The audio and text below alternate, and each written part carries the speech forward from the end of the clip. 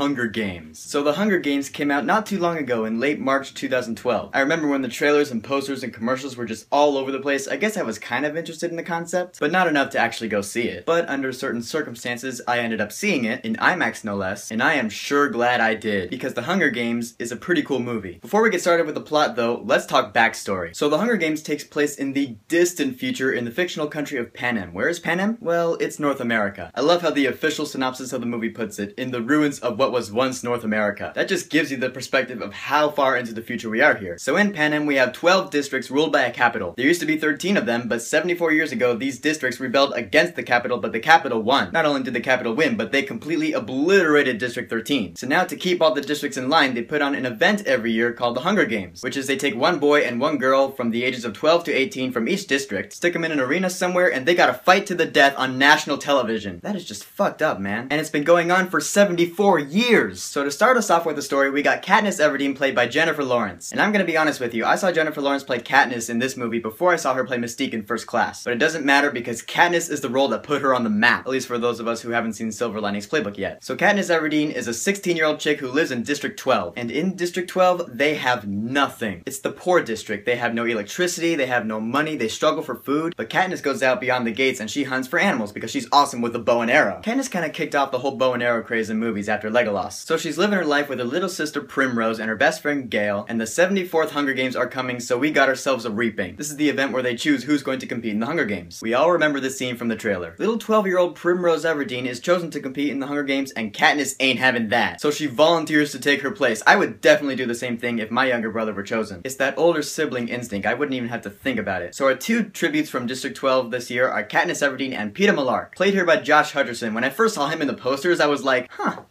The kid from Bridge to Terabithia is a teenager now. So the two tributes hop on the train and they head to the capital to get ready for the games. On the way, we meet a couple of new characters. First is Effie Trinket, played by Elizabeth Banks, I think. I say I think because you can hardly recognize her under all that. I love this character just because of how crazy she is. To me, she's kind of like the Luna Lovegood of the franchise. And we also have Haymitch, played by Woody Harrelson. I love how Woody Harrelson went from playing a bartender in Cheers to playing an alcoholic in the Hunger Games. I'm sure he did a lot of stuff in between, but that's all I know him from. Go watch Cheers, it's on Netflix. Haymitch is actually a pretty funny character. He's the only victor from the games that District 12 has ever had. Now he's supposed to be Katniss and Peeta's mentor. He's supposed to give him advice and whatnot, teach him how to survive. But these guys being from District 12, what chance do they have? That's what he's thinking anyways, so he really doesn't give a shit. So they get to the capital, and this is a completely different world. Everything there is so weird. Right when I saw it for the first time, and every single time I've watched it since, I've always had the same thought, which is, oh, this is where Lady Gaga comes from. So this whole section of the movie is Katniss and Peeta, mainly Katniss, getting ready for the games. There's some training going on, but there's also other scenes like the interviews and the chariot parade. And during both of those scenes, Katniss is such a vegetable. I get that she's nervous and all, who wouldn't be? But get over it, you're on the national stage, show at least a little bit of expression. No, instead she's all like...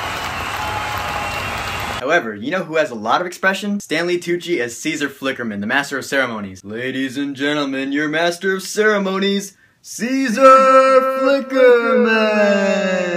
And there's one more character you meet. I almost forgot about this guy, Cinna. Cinna is Katniss' stylist, and he's actually one of my favorite characters because he's such a chill guy. In a world where everyone in the capital is just batshit crazy, Cinna is the most sane. He cares about Katniss right from the get-go. When we first meet him, he tells Katniss that he's sorry this happened to her. Right there, you get the feeling that he's not a fan of this whole Hunger Games concept either. So now, after the parade and the interviews and the training, we're about halfway through the movie. I like how we don't even get to the actual Hunger Games, which is pretty much the main point of this movie, until about halfway through, but it still manages to keep you interested in what's on screen. But now the 74th Hunger Games are beginning and the countdown's going on. The best part of the countdown scene is you see Gale, and he's just sitting out there in the middle of nowhere looking out at mountains of trees. He's not even watching the games, he's just sad about Katniss. He's by himself now. It's a silent, beautiful scene. But then the games begin and it's a bloodbath. And it's all shaky cam and weird sound effects that hurt your ears a little bit. It adds to the grittiness of the film that I love so much. So the games have begun and the movie starts to slow down just a little bit. You see Katniss resting up in the trees, she's hiding from everybody. Things don't really get interesting again until we get to my favorite part of the movie, which I like to call the Rue segment. Rue is a 12-year-old female tribute from District 11, and she's just a sweetheart. Call me a sentimentalist, I don't care. Katniss really starts to connect with this little girl. In the book, it explains why. It's because Rue reminds Katniss of Prim, her little sister. So Katniss and Rue are really getting along. They're solving puzzles, they're blowing up the food supply of those other tributes that have formed an alliance, and it seems like all is well, but then Rue is hit in the chest by a spear from another tribute. This turns into the saddest scene in the movie, which is also, I can't say it's my favorite scene in the movie because that just kind of makes me seem like an asshole, but I can say that it's the best scene in the movie because it is. Katniss lays Rue down in the grass, she kind of makes a little flower bed for her, then she walks off, but she turns back, she spots a camera, and she throws up that salute. You see everyone in District 11 watching the games, and they all throw up the salute. Then you see Rue's father get pissed off, and here's where you see the main message of the movie, which is fuck the system. This scene is done so incredibly well, all the right emotions are in there, and a big part of the props to that goes to, that's right, the music. James Newton Howard's score to The Hunger Games is such an awesome score. Every single scene in this movie has memorable music, in my opinion. And this scene, the Rue's death scene, has the best music out of all of it. It's just sad as hell, and it gets dramatic as you see everyone in District 11 just riding against the Peacekeepers. It's just epic. So after that whole spiel is done, we still got a Hunger Games to win. We hear over the loudspeakers that the rules are gonna be bended just a little bit. Now 2 people can win the Hunger Games if they both come from the same district. And now we go from the Rue segment to the Katniss and Peeta segment. More specifically, the scene that has now been infamously dubbed the cave scene. This is the part of the movie that's aimed towards 15-year-old teenage girls, because it's the part where Peeta's all scarred up and Katniss has to be all like, I care about you, but not really because I'm doing it for the camera so the nation can see. And she just plants one on him. I'm not gonna lie, I'd love to be Peeta in that situation. I'd be all over those lips. But eventually Peeta gets better, and now it's back to the games and on to the finale. So at this point there are only 3 tributes left: Katniss, Peeta, and Cato, the big guy from District 2. And now there are these dog-like creatures that are coming after Katniss and Peeta. In the book, these things are called mutations, and they're supposed to have the faces of the tributes who have died already. While I am kind of bummed that none of this was shown in the movie, it is still a pretty cool scene to watch. Because now Cato has Peeta by the neck, and Katniss is just in the coolest pose ever. I always thought that this pose was the one from the poster. And all the mutations are down there just waiting for some scraps, so you're like, what's gonna happen? Katniss hits Cato in the hand, Peeta breaks loose, and Cato falls down to the ground. See ya, wouldn't wanna be ya. So now we have our 2 victors, right? Well, not exactly. We hear over the loudspeakers that the revision allowing 2 victories from the same district has been revoked, and only 1 victor may be crowned. Wow, okay, so now one of them has to kill each other? I don't think so. This is a defining moment in the movie right here. They got these poison berries and they're all like, fuck you, Capital, you don't need to have any victors at all. And yeah, they were gonna kill themselves, until you hear the announcer go, stop!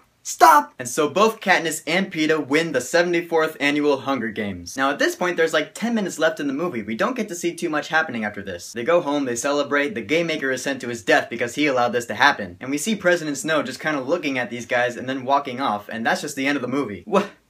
Okay, kind of an anticlimactic ending, but I can definitely deal with it. This is a great movie. I love the grittiness of it, I love the score. The acting is phenomenal, and of course the story is excellent. This movie does a great job at introducing you to the world of Panem, which is exactly what it's supposed to do. So The Hunger Games, what is your favorite scene in this movie? Whatever it is, go ahead and leave a comment. And don't forget to subscribe.